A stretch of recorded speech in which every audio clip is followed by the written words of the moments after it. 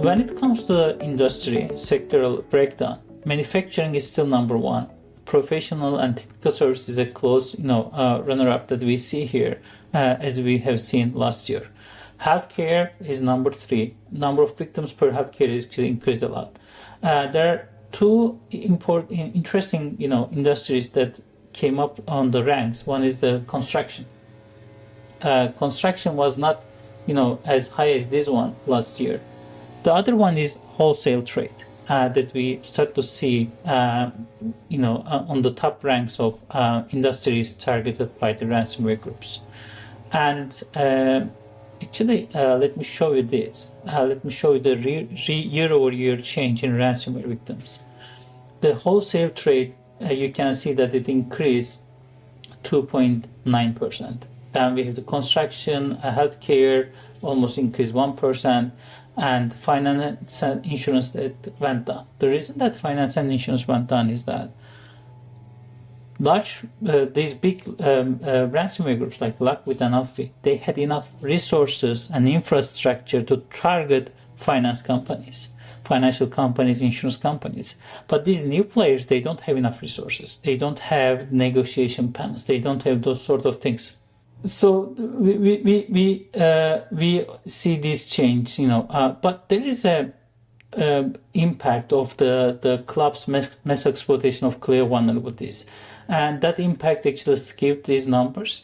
So we adjusted these numbers by excluding Clop's Cleo vulnerabilities, and we see that actually healthcare is number two when we rank these industries based on the year-over-year growth. And public sector is number three. That's why, we really want, construction is number three, public sector is number four. That's why we adjusted these changes by excluding the Cleo vulnerabilities. And this is a very nice graphic, a video animated graphic that shows, very good things. So let me replay, and I want you to concentrate on the wholesale trade. So you can see the wholesale trade here, that it goes to number 15. When we rank the industries, it goes up to number 12. And then at the end, you will see that it will end up in number 3 when we do that quarterly comparison. So for the first quarter of 2025, wholesale trade has the position of number 3. So let me replay this, and let's focus on the healthcare this time. So healthcare, you can see that it is number 7 at some point, and it goes up to, if you focus on this red line, it goes up to number 3, and it stays at number 3 for a while until the first quarter of 2025, and it goes to number 4. It is still in top 5. So healthcare was going down, but after the Operation Kronos and after the Change Healthcare incident, it started to went up, because these ransomware groups, the new groups, they don't care about the rules set by these large ransomware groups like Black Kite. These large groups, they had some sort of a twisted code of conduct. They were saying that they will not target healthcare institutions, they will not target non-profits. Even though their affiliates targeted these institutions, they were publishing apologies, some sort of a twisted PR move. They were publishing apologies and providing free decryptors. But these new groups, they don't have any concerns like that. They don't have concerns on the PR side, on their image. So they start to target everyone. And the last one that I want you to look into in this one is the finance. As you can see, that finance and insurance, it was number 3, and then it went down quickly, especially after the successful operations against these big players. And that actually supports our claim. These new groups, they don't have enough infrastructure or courage to attack financial and insurance companies directly.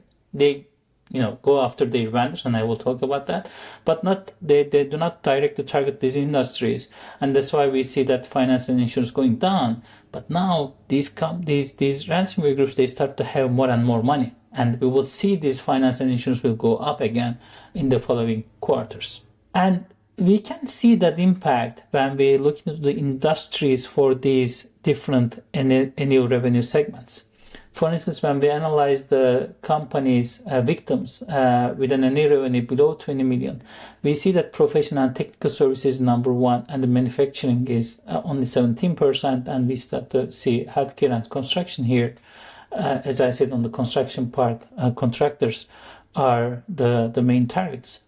But when we move the annual revenue to between 100 million and 300 million, manufacturing is now 30%. It's no longer the professional and technical services number one. Manufacturing is number one. Professional and technical services now they drop down to 11% of share when we look in here. Wholesale trade now is in top three. We didn't see wholesale trade in top five when we look into any revenue below $20 million. And if we move even to the right, the most right point, the victims with any revenue over $1 billion, manufacturing is almost 40% over there. And we see the professional and technical services and finance and insurance is top three here. Even though in general, finance and insurance is in top 10, but when we look into these, large victims with a large any revenue, then finance and insurance came into picture. And it is quite understandable.